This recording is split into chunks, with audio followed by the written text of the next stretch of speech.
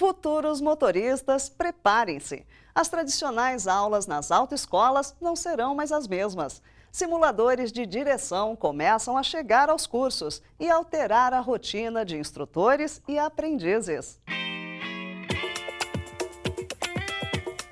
Até hoje, esta é a única forma que conhecemos para dirigir. O Conselho Nacional de Trânsito exige 20 horas de aulas práticas atrás do volante. Ainda que ao lado de um instrutor e em vias de menor movimento, pilotar um automóvel não é tarefa tão simples, especialmente no começo. A questão é que, independente da dificuldade ou facilidade que cada novo motorista pode ter, a rua oferece perigos.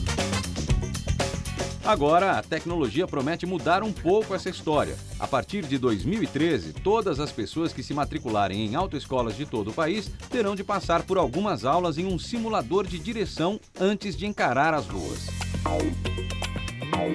É uma adequação, assim como em diversas áreas, em diversos transportes, já existe a adoção do simulador antes que se faça a prática no próprio veículo e que a partir daí você garanta, né, ao futuro condutor que ele tenha a segurança antes mesmo de ir para as próprias ruas. A tecnologia e os padrões do simulador foram desenvolvidos em parceria com a Universidade Federal de Santa Catarina. Este exemplo, apresentado no Salão do Automóvel em São Paulo, é um protótipo básico do simulador. O simulador faz parte de uma série de ações do governo para alcançar a meta estipulada pela ONU de reduzir em 50% os mortos e feridos em acidentes de trânsito. Hoje, as ruas e estradas brasileiras estão entre as mais violentas e perigosas do planeta. Todos os anos, cerca de 43 mil pessoas morrem em consequência de acidentes envolvendo veículos. Por estudos que aconteceram nos Estados Unidos, lá diz que chega a reduzir a quase 40% o número de acidentes. Nós acreditamos que aqui no Brasil talvez chegue a uma metade disso, né? Mas a gente acredita sim que o uso do simulador vai colaborar na formação do condutor, porque quando ele vai para a aula prática, ele já passou por 5 horas aulas de simulador.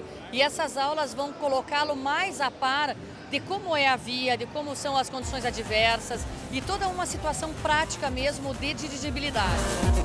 Vale lembrar que um simulador é bem diferente de um videogame. O aparelho deve reproduzir o funcionamento do veículo e as situações comuns que os motoristas vão encontrar nas ruas. O uso de simuladores já é muito comum entre pilotos de corrida.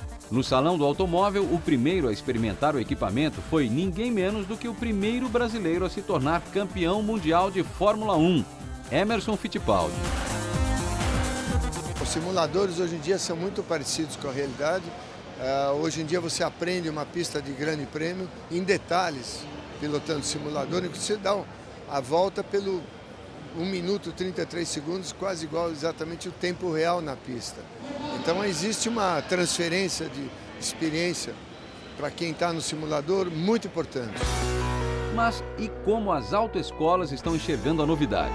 Inclusive hoje, né, com a correria da gente, né, ele tem sinalizadores, né, o simulador que o veículo provavelmente vai ter, né.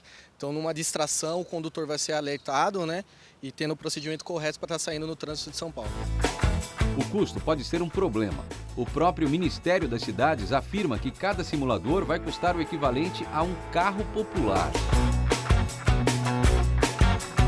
Na nossa página você encontra uma matéria sobre algumas autoescolas que saíram na frente e já oferecem aulas em simuladores.